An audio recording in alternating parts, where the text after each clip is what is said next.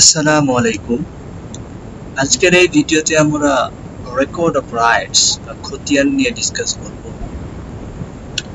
Record of rights একটি English term.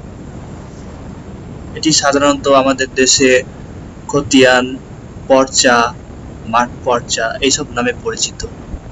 Okay, record of রাইটকে simple ভাষায় এভাবে ডিফাইন করা যায় যে record of rights is a legal document prepared under the order and guidance of government,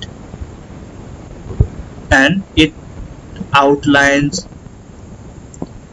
what sort of right a person does have on his land and how he will enjoy, transfer or use this right.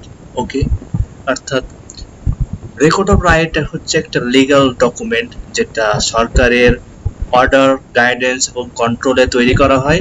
আর এটা একটা piece of paper, একটা কাগজে এই ল্যান্ডের honour, কোন একটা particular ল্যান্ডের honour ওই ল্যান্ডে কি ধরনের রাইট হোল্ড করে, কিভাবে এটা এনজয় করে বা ট্রান্সফার করবে, এটা এর ডিটেলস উল্লেখ করে, ডিটেলস ধারণ করে। ওকে,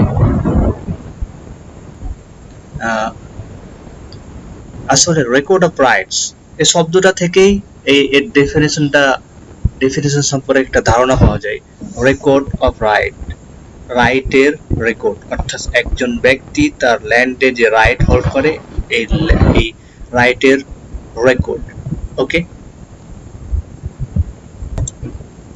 এই রেকর্ড অফ রাইটস বা খতিয়ান তৈরির মেন পারপোজ হচ্ছে land tax, land development tax determine করা এবং আদায় করা। ওকে,